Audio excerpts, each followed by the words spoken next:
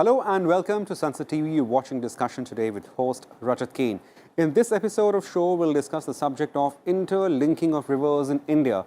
The interlinking of rivers is a large-scale civil engineering project that aims to effectively manage water resources in India by linking the rivers.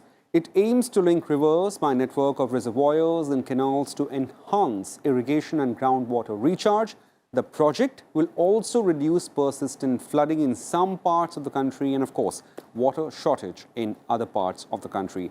To discuss further on this issue, we're joined with a panel of two guests. Mr. Bhopal Singh, he is Director General of National River Water Development Authority. And, of course, we are joined with Mr. Uttam Kumar Sinha. He is Fellow IDSA. Many thanks for joining us, sir. Let me start with you, Mr. Bhopal Singh. Sir, at the outset, in terms of the overview, if we take into consideration, the gigantic scale and size of the project, how important do you see is interlinking of rivers for future India? Thank you. Basically, if we see the hydrometeorological condition in our country, there is a hydrological imbalance. Right.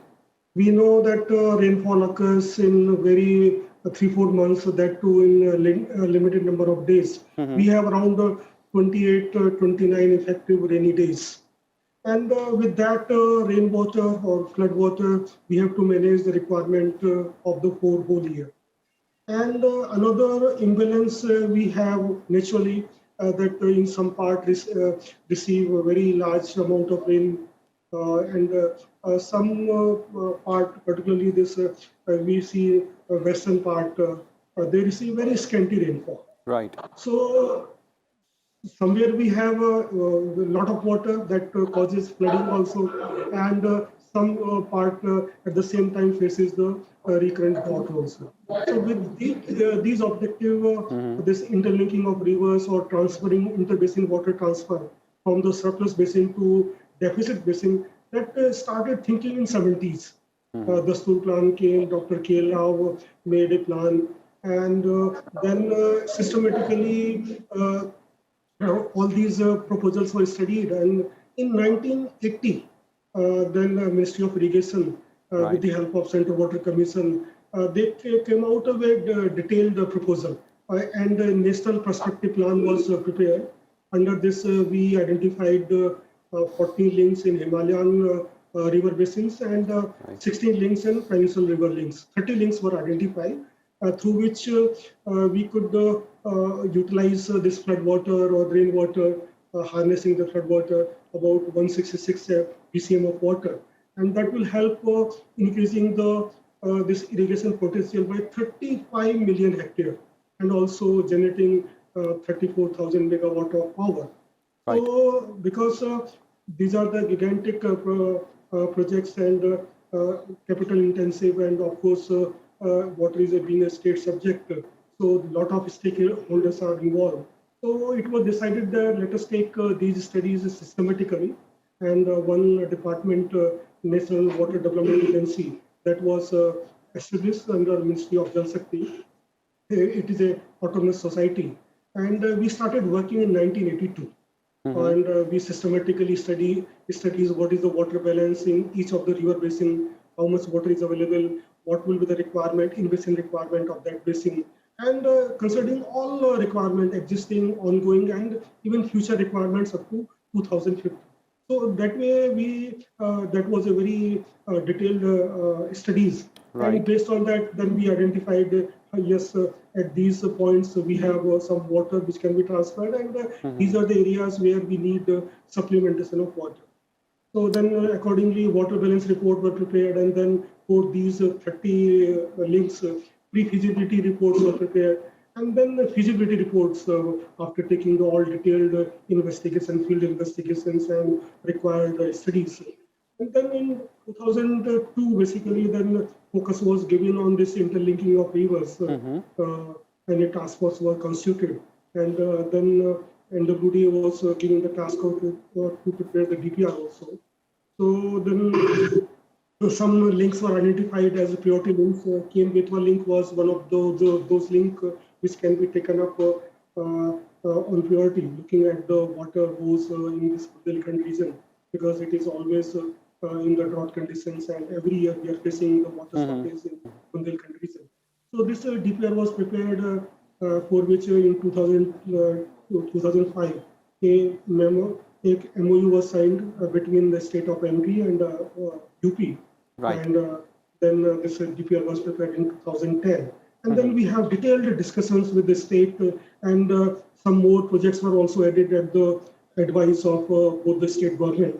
And in 2018, we came out with a detailed comprehensive report, and that became under discussions. And then we started discussing both the state water sharing, how the benefits can be harnessed from this cane withdrawing project. Right. And recently we were able to conclude it, and yesterday was a historical day wherein tripartite agreement was signed amongst central government, state of Uttar Pradesh and state of Madhya Pradesh, involving the chief ministers of the state. Mr. Bhopal Singh, I'll definitely, we'll discuss Cane-Betwa River Treaty, of course, threadbare a little later in the show. But let me have Mr. Uttam Kumar Sinha as well from IDSA, Senior Fellow from IDSA. Many thanks, Mr. Sinha, for joining us and being there in the show. Sir, I mean, as we're discussing about the interlinking of rivers, so one aspect that we have seen is, of course, the hydrological imbalances. In the past few years, what has been the contributing factor of the widening imbalances of the hydrology across the country?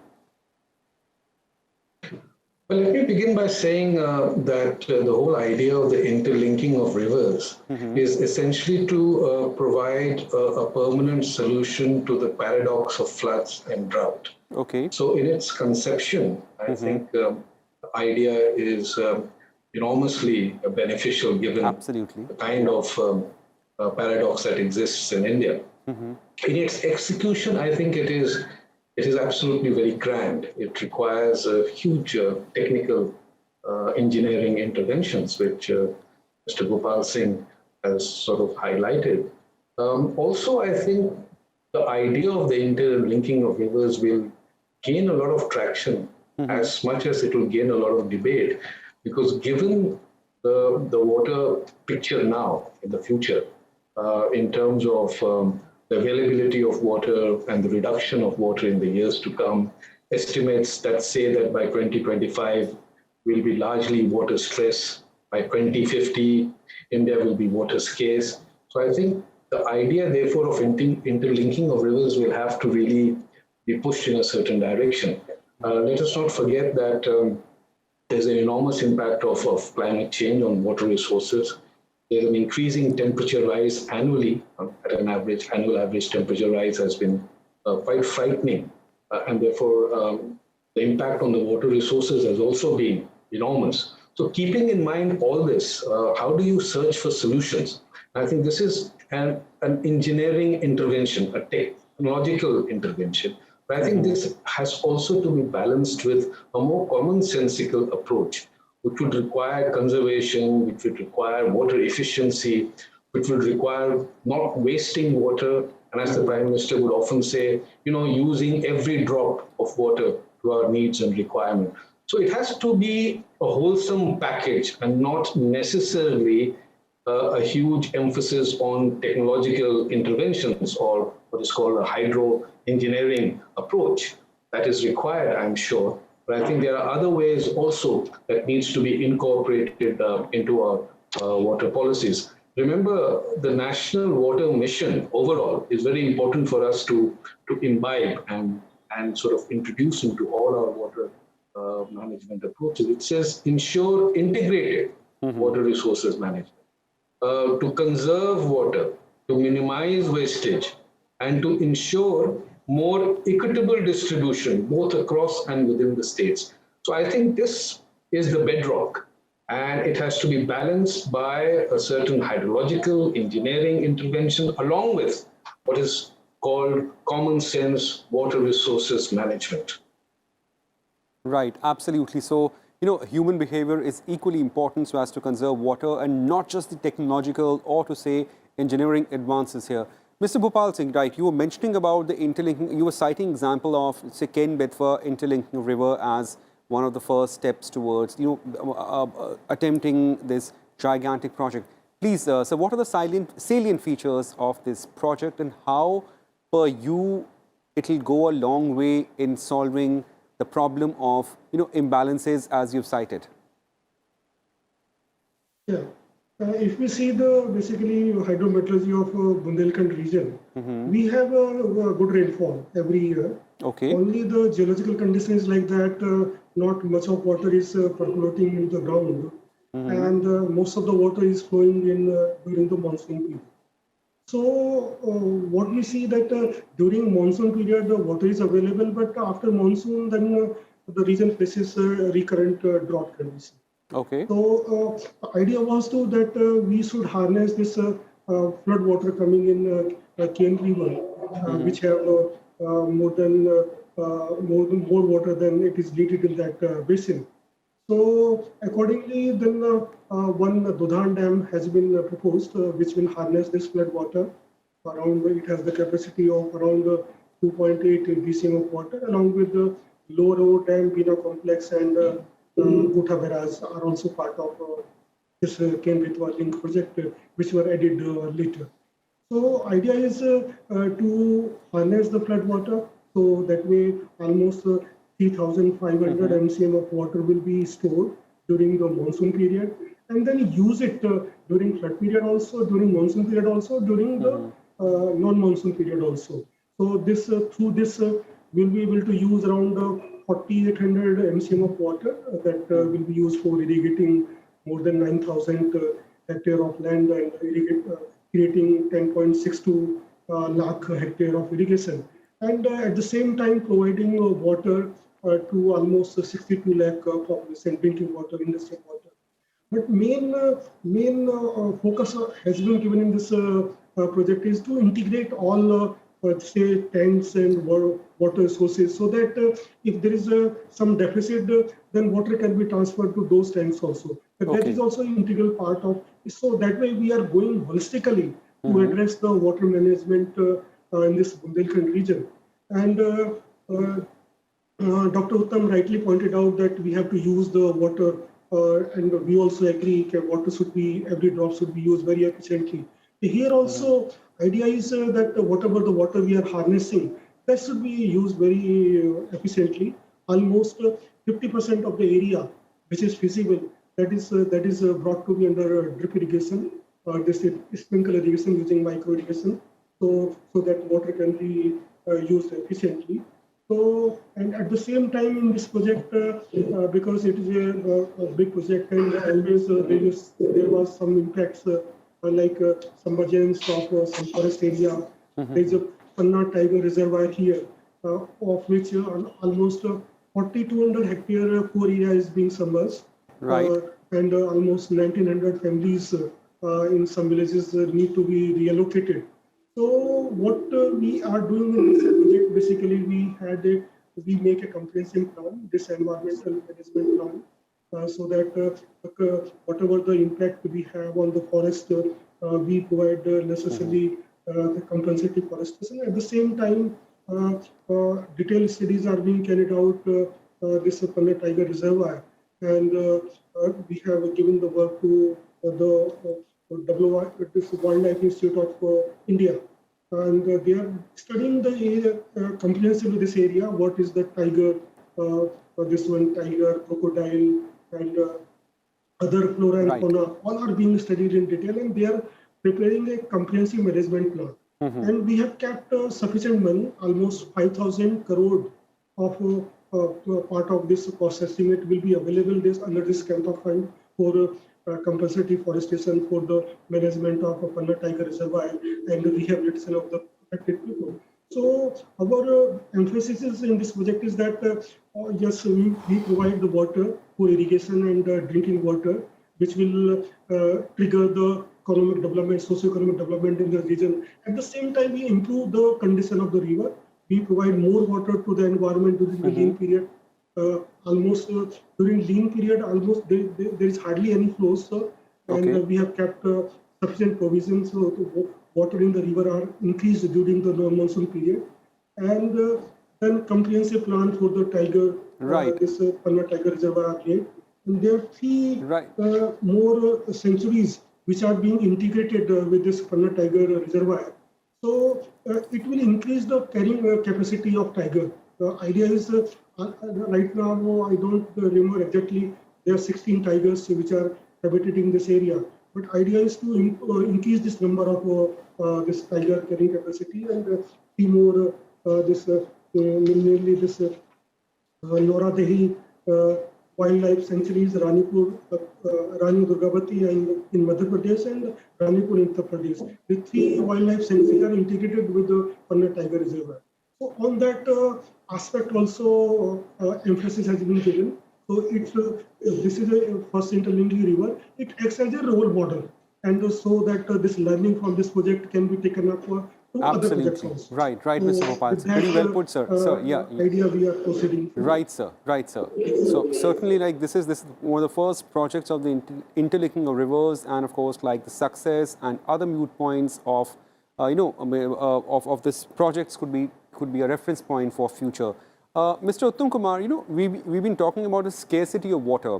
Now, there are parts of country which are flood prone. Now, for effective management of water resources and water bodies per se, how this concept of interlinking, the concept I'm talking, would be helpful for country having a diverse and extremely complex geography like India? Well, remember, I think we have to think in terms of water availability rather than constantly talk about water scarcity. I think scarcity is a word that often drives a lot of alarm into the whole policy approach. I don't think our water policy approaches require unnecessary alarm-based approach. I think it requires a more careful assessment of the water available around us. And I think we need to do studies on that to know what is our water availability and how much we can sort of preserve and conserve it while simultaneously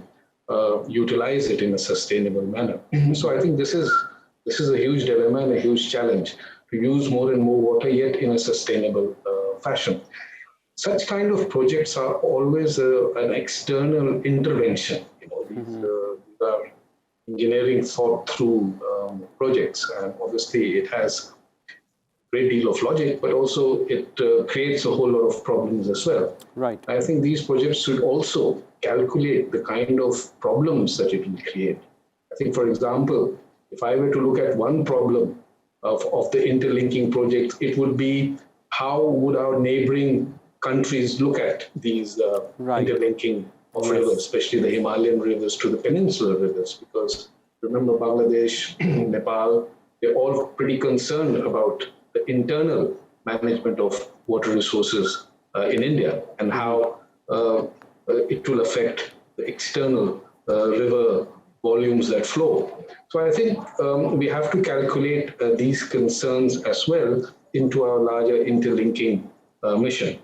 Also, for example, it will be important to calculate some of the sensitivity of the local people. Whenever there is a huge project that comes onto the ground, there are obviously concerns, there are displacement issues. I think we need to also calculate that. It can't be a blind push of interlinking projects. Each project will have to be evaluated carefully. Therefore, there has to be what is described as, cautious optimism about these projects. Right. We need to always calculate and bring into our fore people concerns and people sentiments. So while it is grand, while it has a massive objective, while the return seems to be incalculable in the sense, whatever Dr. Gopal Singh has listed, it's quite astounding the results that we will get when these interlinking projects will eventually happen. But I think awareness campaigns are also very important. Sensitizing the people to these projects are also very important. And this would require, therefore, a great coordination and cooperation between center and state in this kind of objective. So I would just probably sum up by saying that there is no doubt that the interlinking is probably the need of the hour, or not even the hour, I think it's the need of years of our calculation of water.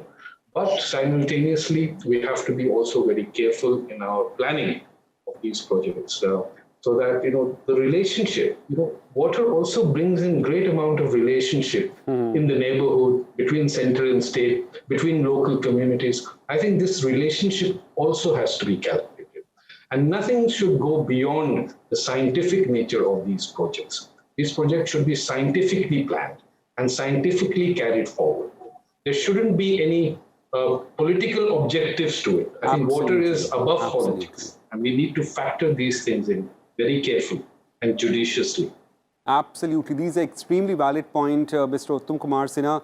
Bhopal Singh ji, you just heard Mr. Uttam Kumar Sinha making, a couple of observations in terms of first challenges about external factors, then internally as well, sensitizing people. There are some local sensibilities attached to water bodies. So, I mean, have you factored in all these things while, going ahead with the project, and in days to come, how would you be able to take a campaign forward? If we choose to call it a campaign of interlinking river, or say, let's say project. Okay. When we plan any project, particularly in Ganga Basin, we get it examined from the TT point of view.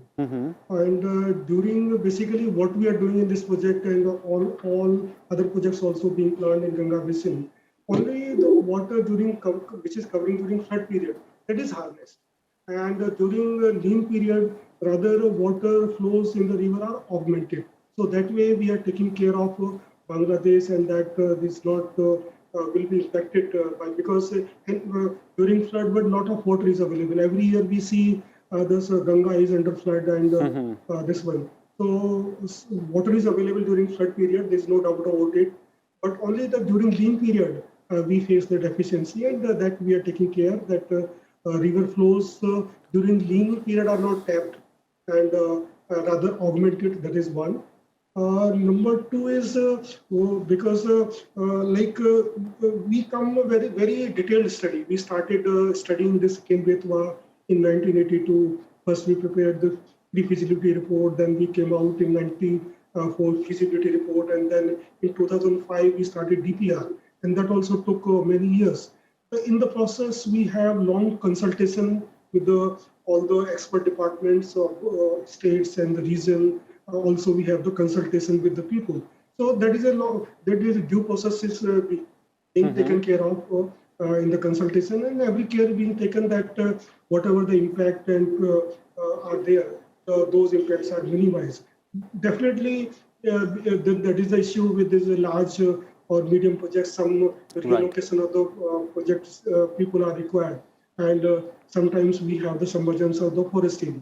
So then provisions are made that we take adequate measures, and that these impacts are minimized, and rather conditions are improved. So that also being done.